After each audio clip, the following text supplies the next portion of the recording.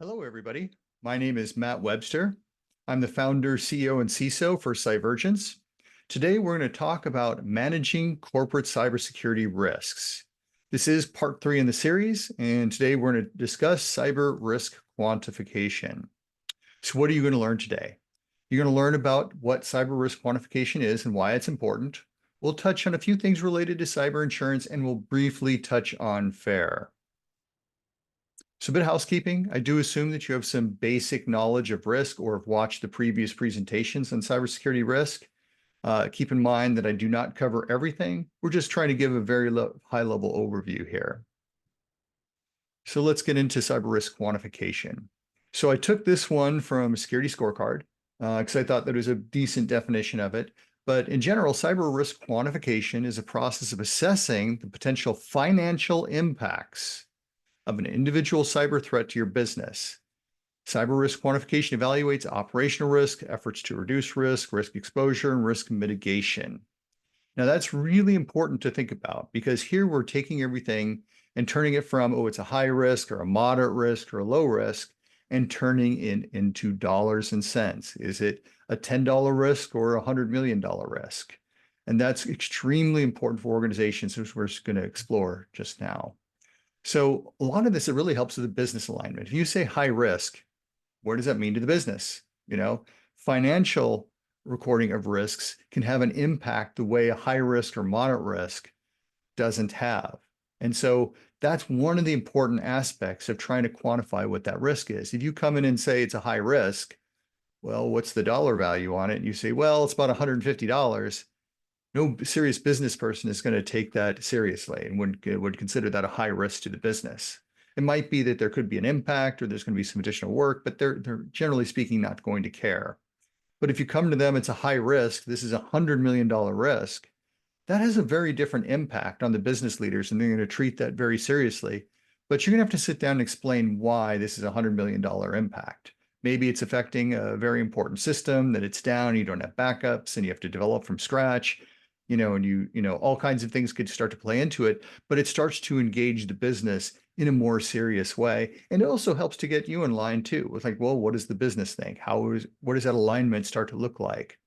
It also helps with doing a cost benefit analysis. So for those of you who are doing business cases, it really helps. What is the value of doing something? Maybe you're trying to remediate a risk and you have a dollar value of what that risk is. It could start to change the whole conversation. So it gives you a better idea of what you're doing of ROI, return on investment. Now, in the security world, sometimes we use ROCE, return on security investment, but it's the same thing. But this is where you can start to get very specific in the risks and what is the risk to the organization. And that's why quantification is so important. So some of you have seen the previous one. I used the equation over on the right, the single loss expectancy times the annualized rate of occurrence equals the annualized loss expectancy. So that is one way to approach it, but there are a lot of ways that you may see out there. For example, for those of you who are using GRC tools, and for those who are not familiar with it, it stands for Governance, Risk, and Compliance. GRC tools have a lot of different mechanisms in them in terms of performing the risk assessment and quantifying it within it. There are some systems that are going to be more advanced than others, but just keep in mind that they usually have one, sometimes they'll have more than one methodology that they're going to use throughout the whole system. So that's very important to take into account here. So cyber insurance. I think that cyber insurance is so important. Some of you have seen some of the posts and things that I've put online. It's definitely it's a game changer, and it's a lot more accurate. There are a lot of systems out there that are going to tell you, well, here's the cost per record, and they're from a lot of different sources. Well, that doesn't really give you a sense of what the risk is for your organization. It really doesn't. It's not scientific. It's not geared towards your particular business case. It doesn't take into account the context. It doesn't take into account the revenue that's coming through.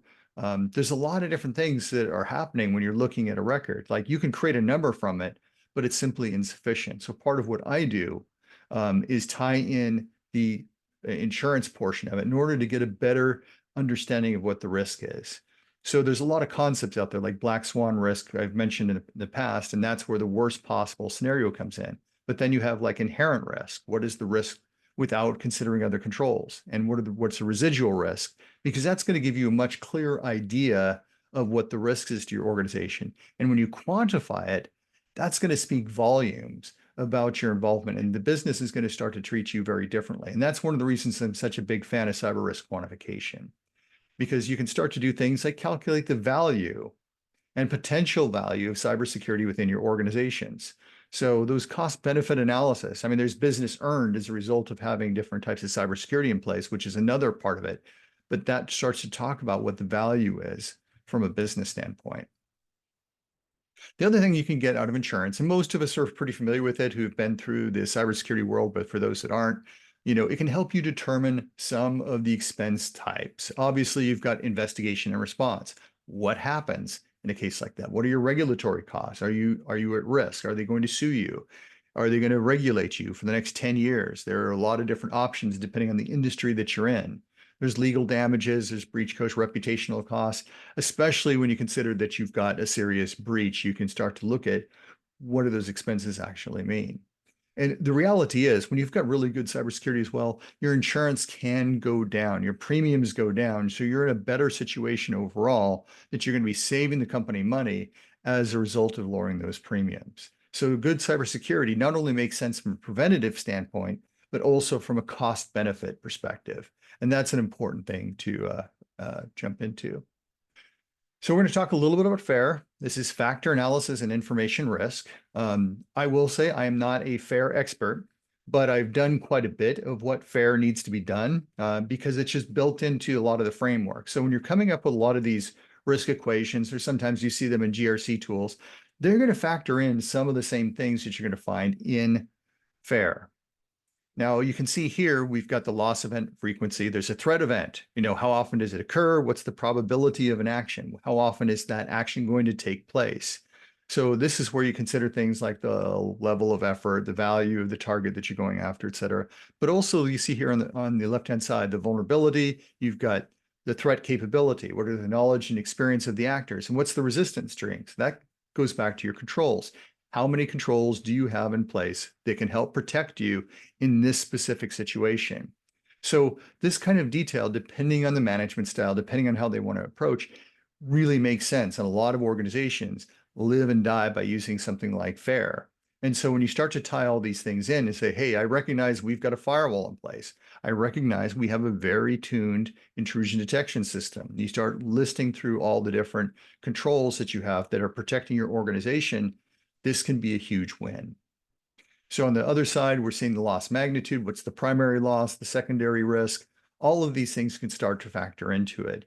But on the whole, what you're seeing here is there are a lot of advantages to using something like cyber risk quantification for your organization. It's not easy, but it is a step in the right direction.